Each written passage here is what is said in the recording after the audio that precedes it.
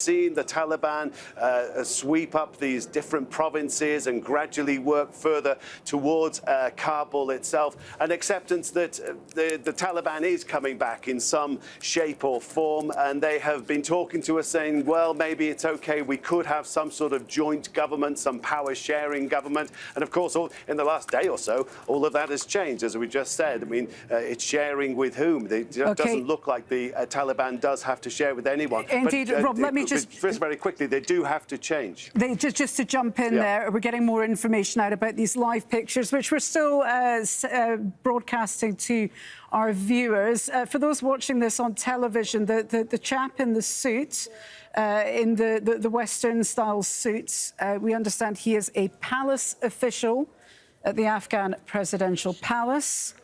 And he was saying that this essentially is them handing over power peacefully to the Taliban. So this is we see assorted Taliban fighters there. I'm assuming they're fighters because they're all brandishing rather large guns. But the palace official has just been speaking on Al Jazeera, saying that this is now the palace peacefully handing over power to the Taliban.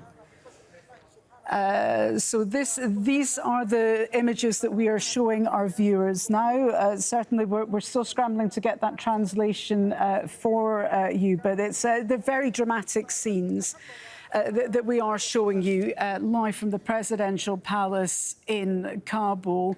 The palace where, of course, the former president, Ashraf Ghani, was... I beg your pardon, just a small correction there. This was a handover of the palace and not the power. So there's still some confusion this hour, but that palace official was handing over the palace to the Taliban, handing over the palace to the Taliban. So there's still some confusion about the balance of power, who is in charge of Afghanistan, but certainly with recent events unfolding the way they have, the chaos continues, but certainly very arresting images for you. That's Taliban fighters and officials speaking exclusively to Al Jazeera Arabic. We have had the palace official handing over the presidential palace to those Taliban fighters. Remember, of course, that I think I'm correct in believing that a few hours earlier we had a recorded statement from Ashraf Ghani, who was reassuring Afghan civilians that they would be safe and Kabul would not fall, presumably recorded inside the walls of that palace where we now have I'm being told we have translation. Let's listen in and hear what's being said inside the presidential palace in Kabul.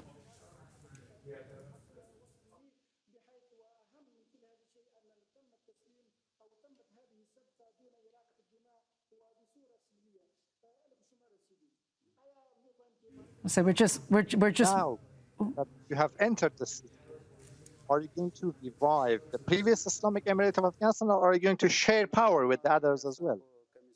Our program is that the Commission for the Islamic Emirate, they have formed a political committee which is engaging with other committees. They are carrying out consultations and leading to a good arrangement for the future of Afghanistan.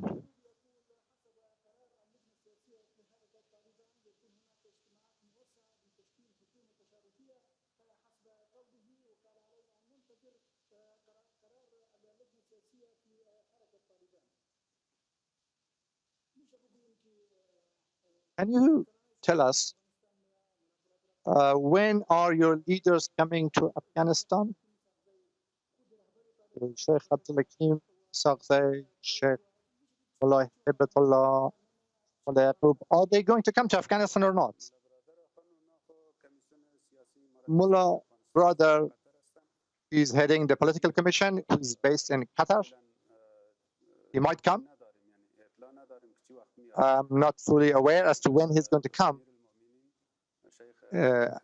Amir al-Mominin, Sheikh Hibatullah Akhundzadeh, is in Afghanistan. His deputies, Mullah Yaqub, Mullah Mabas, they are also in Afghanistan. When the security is fully ensured, then they will also come.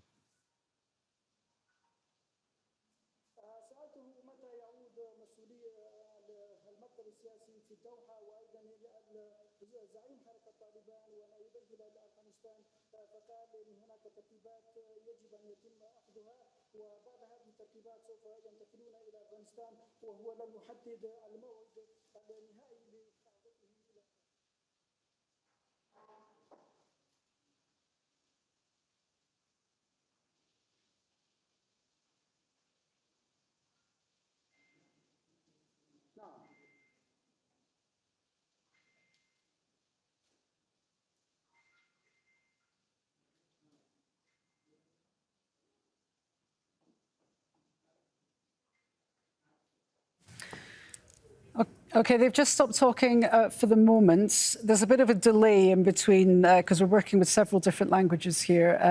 There's a delay between the translations, but the gist of what we heard, they were asking about officials, Taliban officials, who of course have been negotiating in Doha in Qatar, asking where they are. Will they be coming back to Afghanistan? And the response there was that once the security is fully assured, then those Taliban officials who have been doing the negotiating over several weeks and months, they will be coming back to Afghanistan. I'm just waiting to get more of a sense from our translators as to what's happening. For viewers just joining us now, you're watching live pictures from inside the Afghan presidential palace in Kabul. Remarkable scenes, really. We had a handover earlier from a palace official who was in a Western suit and shorter hair. He was handing over the palace to the Taliban, who are speaking exclusively with Al Jazeera right now. Just trying to sort out another translation for you. Let's just check back in with Rob McBride. He's live for us from Kabul, from the Bureau. Rob, these pictures are fairly astonishing, given the situation that you've been covering over the last several days in Afghanistan. Just talk us through what this means, the fact that the presidential palace is now the seat of the Taliban, it looks like.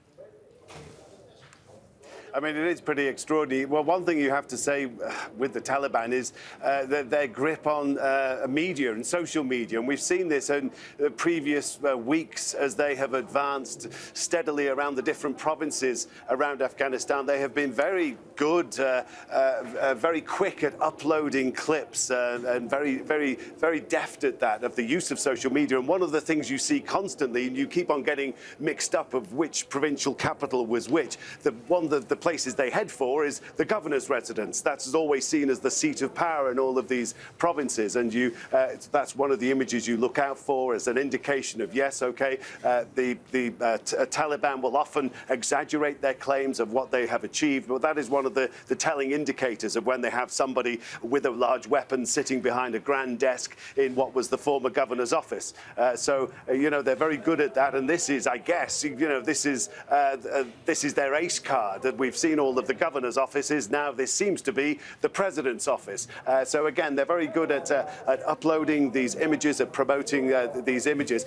It's worth pointing out, I mean, I think there are different faces of the Taliban, and I think the face of the Taliban that we're seeing here in Kabul is rather different to the face of the Taliban that we've seen in other parts of Afghanistan. You know, there are claims of war crimes, of atrocities that have been committed. There have been calls from various bodies, human rights organizations, to investigate actions by the Taliban in other parts, in maybe more remote provinces. I think we're going to see a different side to the Taliban here in Kabul, because they're very much, this is a very much a public, a world stage, if you like, and they want to show to Afghanistan, to the people here who are understandably very nervous about having the Taliban back, but also to the wider international community, that this is a different Taliban. This is a Taliban that has legitimacy, it can be trusted, it is responsible, and this is going to be a responsible government that can deal with its neighbors, can deal with powers like China, like Russia, and we've seen envoys from the Taliban go to those places that can be accepted by the international community. Okay, Rob McBride's there. Thank you very much indeed.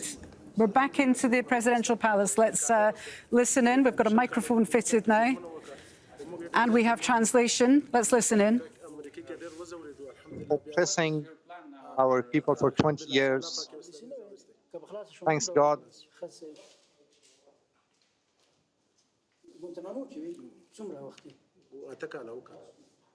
I was in Guantanamo for 8 years.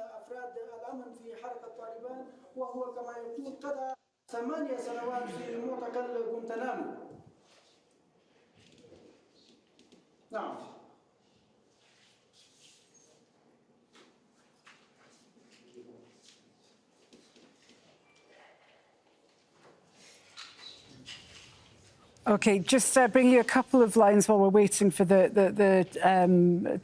we're having some audio issues. We're waiting. Nothing's being said right now, so we're pausing the translation there. But we have heard from Qadi Salahuddin, a central security official of the Taliban, who said they're happy because there has been no bloodshed. The arrangement for the leadership of the Taliban to come to, they're arranging for the leadership of the Taliban to come to Afghanistan, finalising those security concerns to bring them back to Afghanistan, and also pointing out that the handing over of the government headquarters in several provinces around the country was done in a very peaceful manner, underlining that this transition that we're watching right now is also being done in a peaceful manner.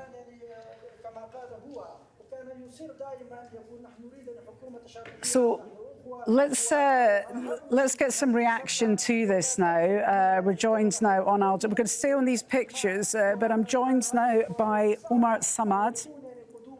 He's the former Afghan ambassador. He was also an advisor to the former to Abdullah, one of the senior officials of the Afghan government. He's speaking to us from Washington, D.C. It's good to have you with us here on the Al Jazeera News Hour. Just watching these pictures that we're broadcasting live from the presidential palace, what do you make of this? Well, it's stunning. It's something that in some ways is historic. After 20 years, the Taliban are back, and as though they had not left, even though these were very long 20 years, a lot of bloodshed. 9/11 took place, and thereafter they were ousted. And there's been a war going on for 20 years. Billions and trillions of dollars were spent. Tens of thousands of people have died. So I think, obviously, it depends on your politics, but it's a bittersweet moment depending on who you are. We hope that for Afghanistan, it turns out to be an opportunity to get back into a normal and become a normal, peaceful country, a country that has seen 43 years of war and now needs some level of peace and stability. Now, whether the Taliban can bring this is doubtful. They would have to do it with the help of the Afghan people and all other political and social factions in the country. I don't think one single group can do that. They have to respect the will of the people in so many ways, and hopefully instead of becoming a sort of an opposition to the gains of the last 20 years, that they can build on that and help the Afghan people move towards a healing process. We've just heard, well, the Afghan President Ashraf Ghani has just published a Facebook post saying that he left the country in order to avoid bloodshed. So we are hearing now from Ashraf Ghani, who at one time was sitting behind that desk in the presidential palace, now being occupied by several Taliban fighters. We're still on these exclusive pictures out of the presidential palace. Omar Samad, the Taliban, we've heard, have played a very savvy social media game. They've also been very keen to get the message across that they are respecting, they want to respect the rights of the Afghan people. They want to protect women, protect schools, basically showing a very different, a different face to what people might associate with the Taliban of 2001 and 2002 and so on. Are you reassured by these promises that the Taliban have been issuing over the last hours and days?